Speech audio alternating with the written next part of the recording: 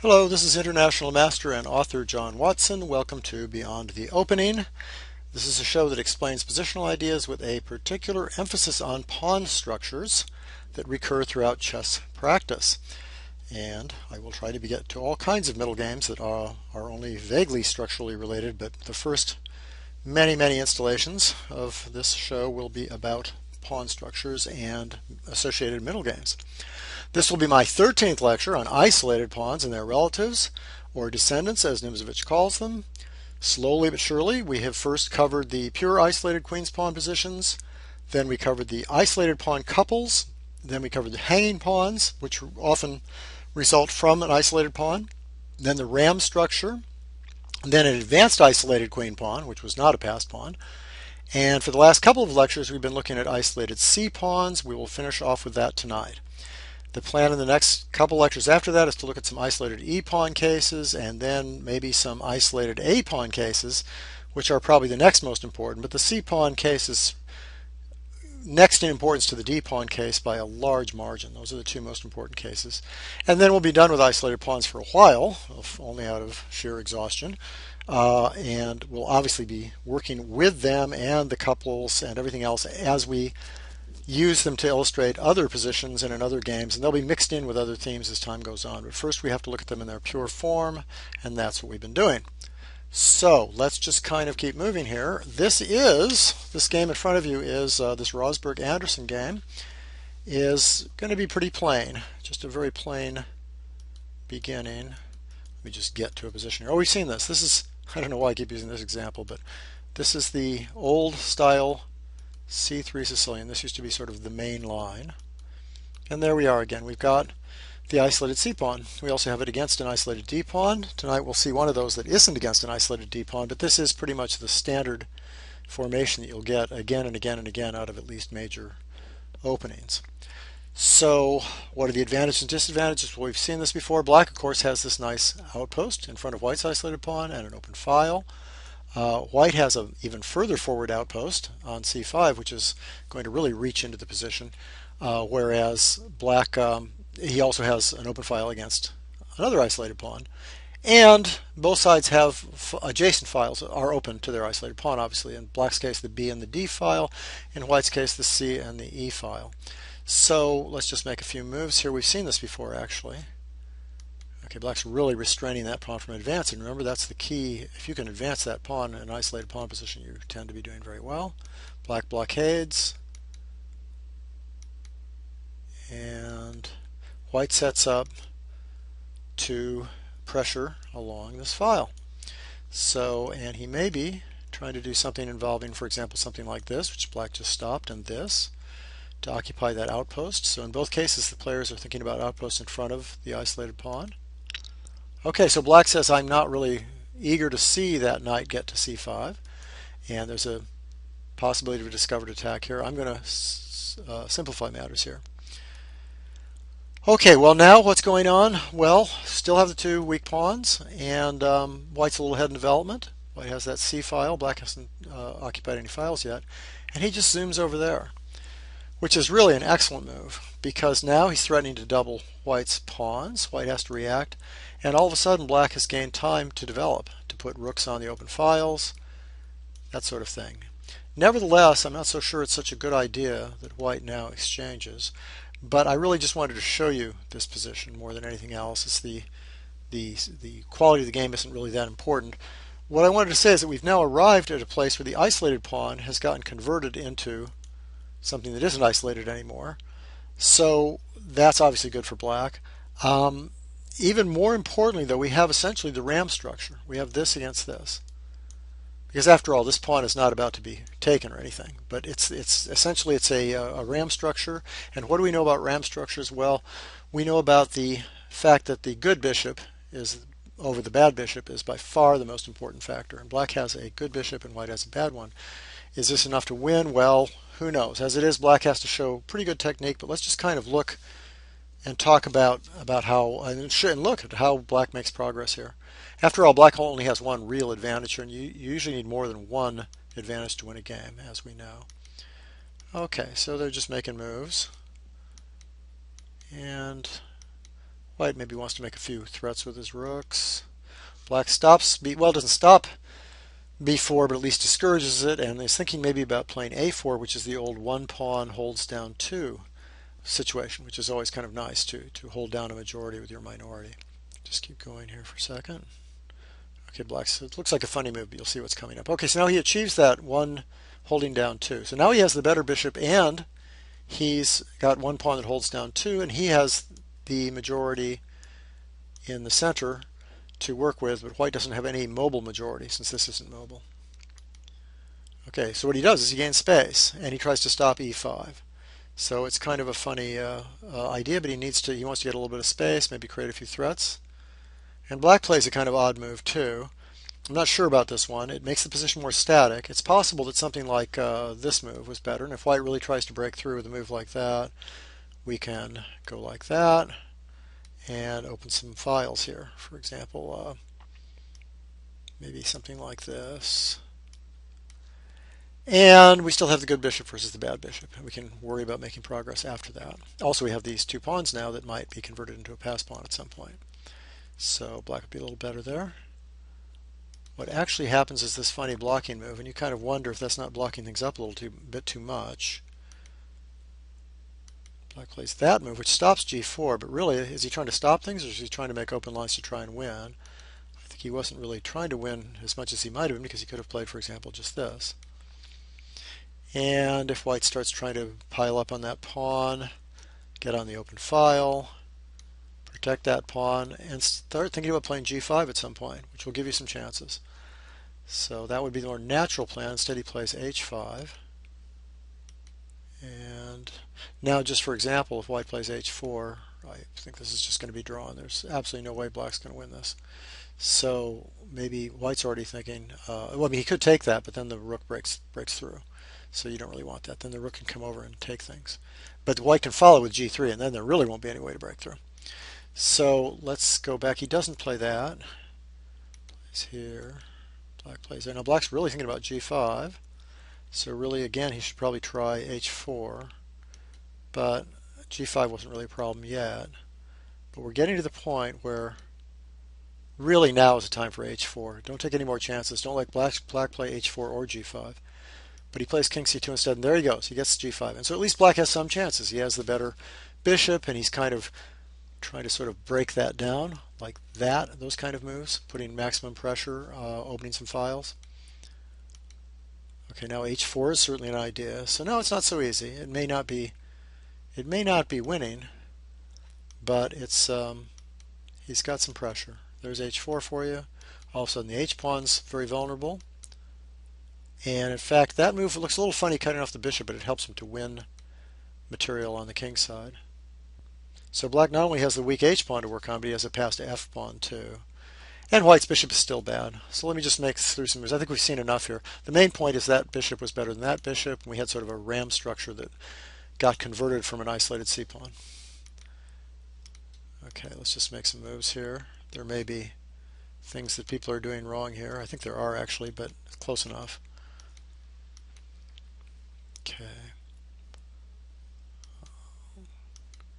Just slowly but surely pushing that up. Ah, good move there, e5. That's a key to sort of make further progress. So, and the point was that if he had captured, well, there are actually a couple ways to play this, but one thing he could do on capturing, I suppose, is to play this way to really force that pawn through. I think there are other ways to do it, but that's okay. So he can't really afford to do that, so he plays here, but that means 2 passed pawns in the center. And I don't think there's much to see here. Threatens the bishop, threatens the h-pawn, threatens the h-pawn again, gives him a check, gets the h-pawn. So now he has 2 passed pawns for nothing, really. Little trick there, because now the f2 pawn can queen if you start taking things here. And he manages to get the rooks off, get out of that pin. Well, let's just go here. Well, okay, good enough. So that was the end of that game. Not terribly instructive, but a good little warm-up there. A question of, well, let's just zoom through this opening, a question of activity and a set of isolated pawns, once against the other, and which one requires activity and why. Okay, there we go. We set it up. Here's our isolated C pawn. Here's our isolated D pawn. What have we said about these things? Well, the C pawn doesn't have as much influence on the center and doesn't create as much restrictions on black's game, doesn't cramp white's game as much. And this open file collaborates with this bishop here, all kinds of good things. But one good thing about this C pawn is not only does it cover the key central square, but it's very easy to defend. So very often when you're seeing a isolated C pawn versus an isolated D pawn, the isolated C pawn will actually be in the advantage because this pawn on D5 can be attacked. But we've seen it both ways. We've seen that that can work either way. So let's just see what happens here. Now this is kind of interesting. Okay. White gives up the bishop pair. But in these positions, knights tend to be as good as bishops anyway, if not better, because they're sort of semi-static positions, sort of closed a little bit. But in other words, this really isn't going to move, and this probably isn't going to move. So the pawn structure is fairly intact here. So what's going on? Well, we already kind of know what's going on here. Black has a weak D pawn. It's quite attackable. White has a weak C pawn, and the C pawn is easily defensible, but Black has his own advantages, and those are open lines. So Black has to make good with his open lines rather than try to simply defend his own pawn. So White defends that pawn, very natural. Okay, Black plays here simply defending that pawn, but we might think already about trying to just be really active. Now if bishop takes d5, rook d8 is a pin, there's pressure down here. And if White attacks that, well, at least it creates a little bit of a weakness, for example. So we might see a game of this sort. White might play there. We've seen that. If we can get Black to take that and take back, guess what we have? We have the ram structure with a good bishop versus a bad bishop. And the rook's already sitting there on that open file, which is very nice. So that would be one possibility, or maybe a possibility like this, attacking sort of a b7 kind of square. But normally in these positions, Black does have activity. For example, simply here, putting a little bit of pressure down that way. If he takes that, the knight is almost trapped. I guess can be defended a little bit and attacked a little bit, and maybe White plays here on that. Black defends that. It's getting very awkward. White's a little bit awkward defending all of this over there, and probably in the end have to give back a pawn just to get out right now, right? Something like this. And Black goes down and captures and stands perfectly well because he's so active. There's rook c2s and things like that. Let me see. We were looking at this sequence here, here, and then maybe knight d4, which is the other logical way to play. And after that, maybe just defend. And here's another pawn structure we haven't talked much about. There's even a name for this one. I can't remember what it is. Something. I can't remember. Because Kasparov played this against Smyslov a couple times, coming out of the Tarrasch. It usually comes out of the Tarrasch defense. This is kind of a funny pawn structure in the sense that those pawns are a little bit awkward. If you can't advance this one, that one's going to be weak, and they're just in funny little positions. But they do support each other, and they are center pawns, so they're a central pawn majority. So that means quite a bit in and of itself. So this kind of position is really usually okay for Black. Let's see what I was going to say about this. Any other moves? For example, you might want to play... Well, Black might want to start playing things like this and this just to take over the outpost. I think that was the point I was going to make, and work on the file. So this is just pretty much an even game. Okay, back to the game. The game he played there. White played there, as we talked about. And Black played this move, kind of a strange little move. I think Black should have just, again, played really actively. If you look at this position for a while, it's not so easy. The other active move you could make is this one. But this one's very interesting because it does take time. It means you're moving a piece again. Now, that's the big outpost you're looking for. That's where you really want your pieces to stand, just like White's knight is in front of his outpost, except it's even more aggressive to be on c4. The only issue here is that you're still just moving one piece. So that's a perfect piece. But on the other hand, what have you done in the meantime? As far as, by the way, you have this idea now too. So White can't simply, for example, take the d pawn.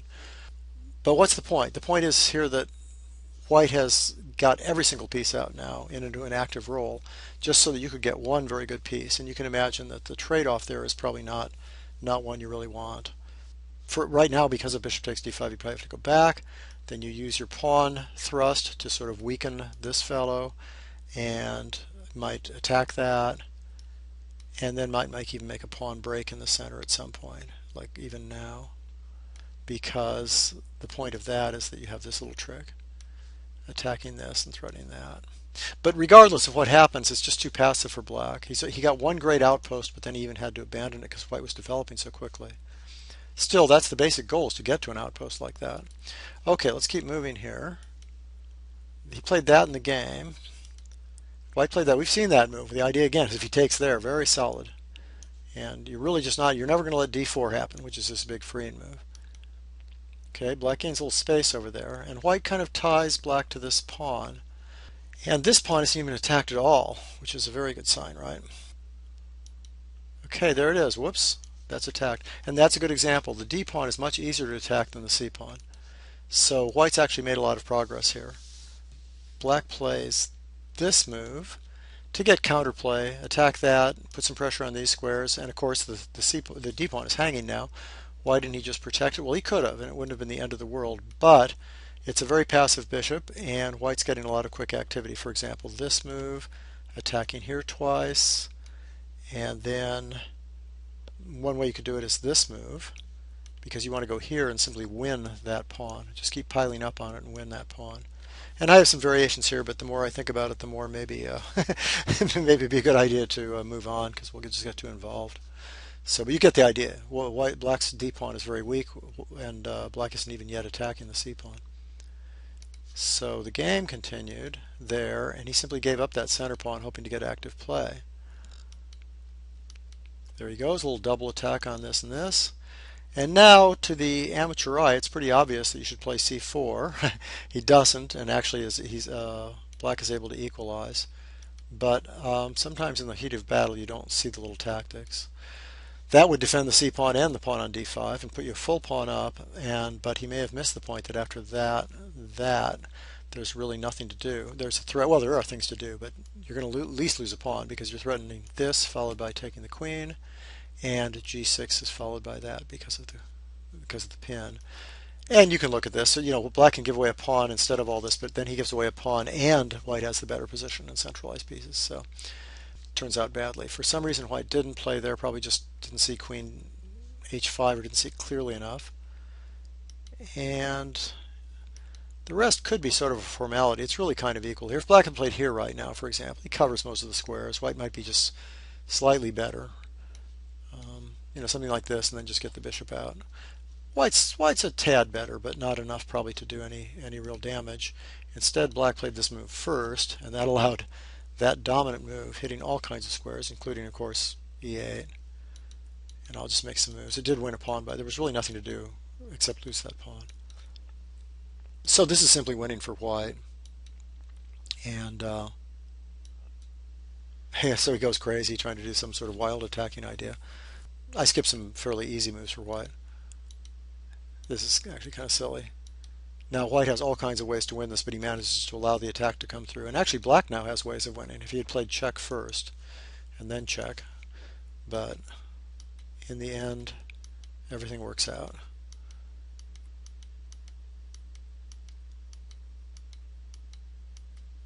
There we go. And I believe this is drawn very shortly. Yeah. So what's the message to that game? The message to that game is that watch out for that pawn that's on your fourth rank, which is weaker than the pawn on his third rank, all other things being equal. And so what black had to do to make up for that relationship was to be active. Rook e8, bishop g4, knight e5, c4, a lot of quick active developing moves, and he didn't do that, and so he lost his center pawn and should have probably lost the game.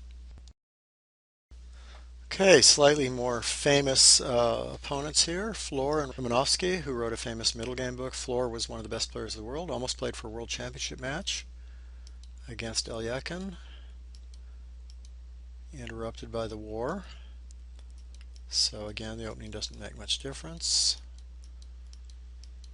And you'll see that white has the two bishops, which is nice. Okay, that's an interesting little clever way to try and sort of break out and get some squares, especially some light squares, on the queen side. So white kind of falls for it, and the result is this position, and black's done a good job, except, so he's got some freedom, but the only problem is that he's left with an isolated c pawn.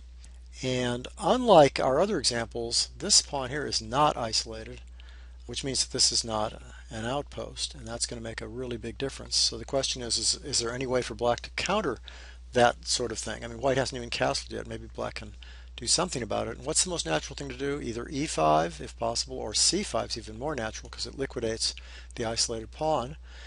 If he can do that and not lose a pawn, then he should be just fine. But it's hard to do, as we'll see. I think he thought he could probably do that. White drives away the knight, and that shows you the difference between having an outpost here and white gaining the center like this.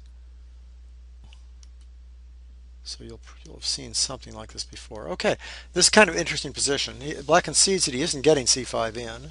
So now the pawn on c6, as usual, is not hard to defend. It's already defended twice. There's no way white's going to just win that. So by our previous analysis, one way to do things would be just tie black down as much as possible and then maybe open a second front on the king side. We've seen that before. But also because you aren't dealing in an isolated pawn versus isolated pawn, there may be some way to directly put pressure there after. And you also have this nice outpost here that you have to keep thinking about what you can do with. Since black doesn't have the corresponding plan of using the outpost or attacking an isolated pawn on d4, he really has to just sort of sit around, and that means that white must be much better. Let's see what happens. Takes over that open file, can't be bad. Thinking of maybe rushing in a little on the queen side would be kind of nice. Maybe even getting a little kingside pressure over here. So it's a nicely placed piece. Black just making moves here. And that's an interesting way to try to resolve things. The point is that if black plays knight takes e5 and white takes back, there's going to be a huge hole there for a rook or a bishop on d6. So that's sort of the idea. But it makes sense that simplifying or making extra moves like that isn't really an ideal way of going about a position like this. Why not bring another piece into play? Thinking about maybe the 7th rank.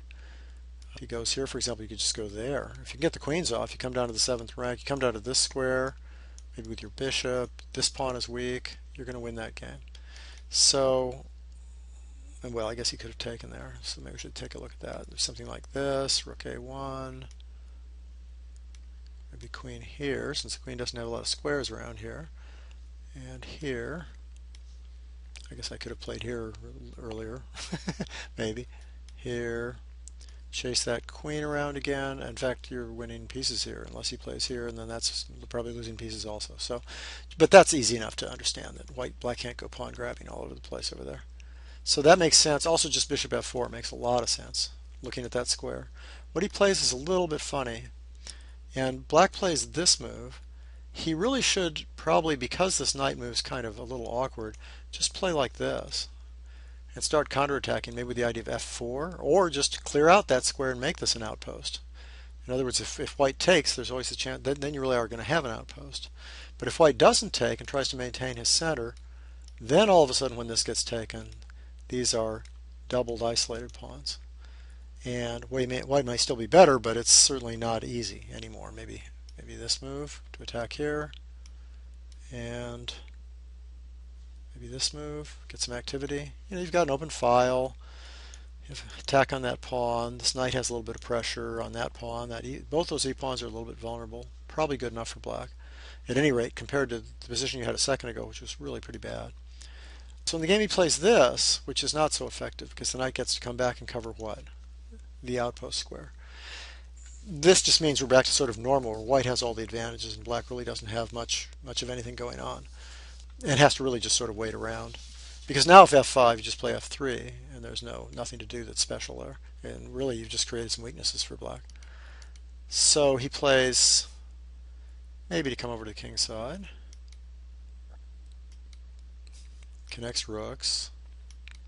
And not surprisingly, we've seen this before, advancing on that side of the board, because if he gets taken, he's going to come to the 7th rank, right? Like, for example, here, threatening, if nothing else, the a pawn. Maybe here, attacking the d pawn, get the knight to come back. And here I was looking at this, and I think the best, easiest move is this. Not only does it attack here, but it pins that pawn and threatens to attack it with this move, or maybe even that move. Knight c5 looks even better because it's the outpost, right? Maybe black would try to play here. Rook a7. Well, there's not much to do here. I guess here was an idea. Then the knight comes in. See, ideal outpost in front of the weakness and the 7th rank. Everything good is happening now. Like here, here, and you can try to hold everything down, but then look what happens here. This is attacked. Black can hardly move. There's almost nothing that can move. You could always swing the other rook over now. We can probably win material. All kinds of good things happening. So that comes from the game if he takes the pawn. So instead he doesn't. He just develops. But white gets to drive away the other knight. Now you have space, open lines. It's really clear that white's doing well here. 7th rank now. There's no really need to defend this anymore because look at these great squares. You're going to get a passed a pawn any second now, as you'll see. There we go. Now that's a passed a pawn as opposed to this passed but miserable isolated c pawn. White's pieces are more active. This is really not all that accurate the way this is played. White should have played a6 at some point and not goofed around because pretty soon black actually got some play here. Nevertheless, it was never in total danger. White was always better. He actually ends up going to the king side, which is okay, but really wasn't necessary. He could have won totally on the queen side. I won't get into this too much. Some of this is a little, black still could have kind of hung on here. In fact, you'll see by simplifying, that's always a good idea, isn't it? Yeah, really white should have played probably some sort of knight d3 move attacking this would have been probably a good idea. And then get a7 in, and then get rook a6 in. And you can always move the king up. The way it goes, it gets a little bit out of hand. Still, pretty dominant position. But now he makes a mistake. A little too eager. He should just move the king into the center. It's a winning position because black's so tied down. This, however, is not so easy. Now we're in sort of a no man's land here. Maybe winning, but maybe not. Now that's sort of a funny move. He doesn't really need that move. He should play this. And again, it's starting to get a little bit complicated, a little bit difficult to sort of handle. There's knight e6 moves. There's king c7. This knight's a very nice piece offhand anyway. So that's what he should have done. We'll just look at the game real fast. And white is going to march in. And what happens is he just marches all the way over. You'll see this. Well, I guess that's not really true. What really happened there was that white, if black hadn't done what he just did there and wandered over and won that pawn, white could have penetrated over here. And you can check that out yourself. Just go back and look at the position. He could have kind of wandered around up here and started winning things on the queen side. Enough for that game. Let's make sure we get to another one. This is another Yekin's defense this time.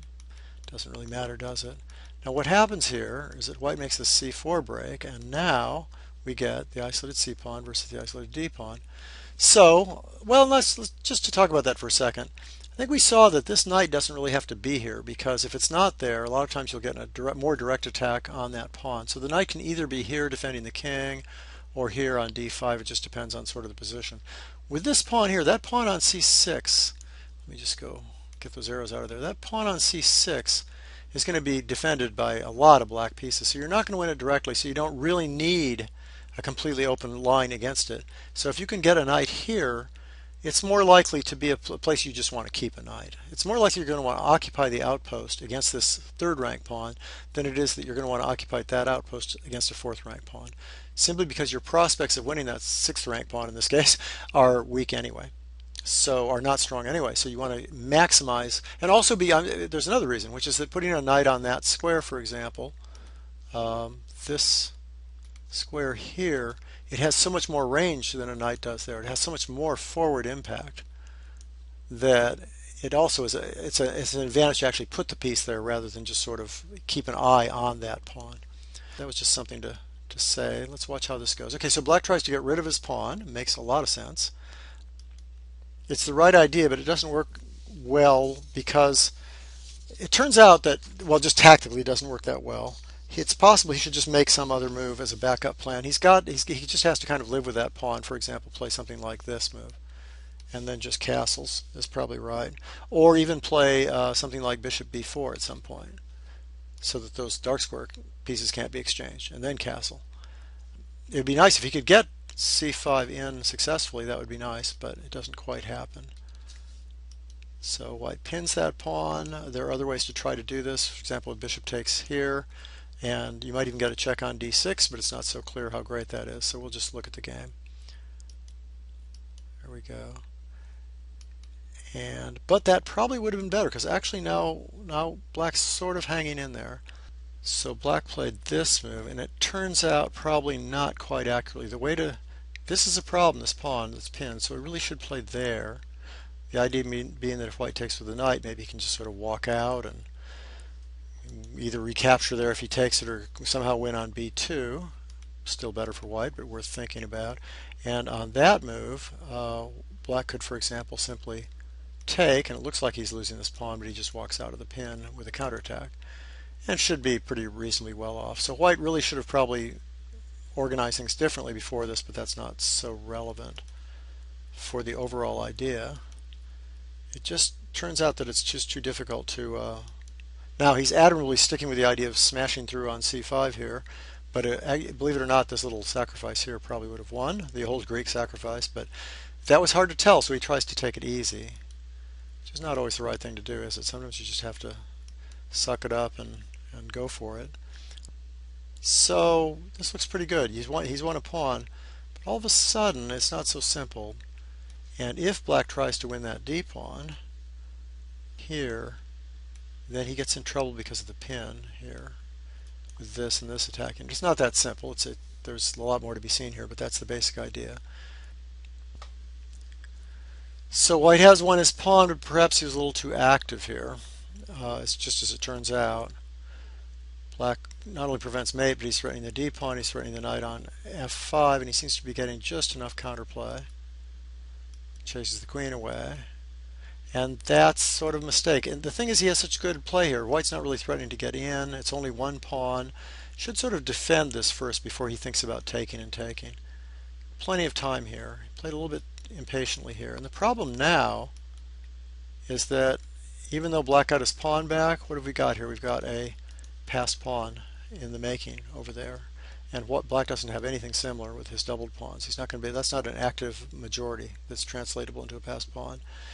And white's pretty active too. So there we go. There's a check.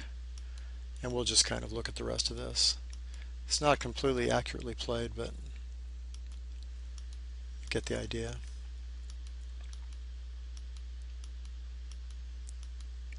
Okay, so it goes into this endgame. And outside passed pawns are very nice, aren't they? So now he heads towards the queen side. This is really pretty poorly played by black, but he wants to get that passed pawn. It's just way, way too slow, and then he resigns.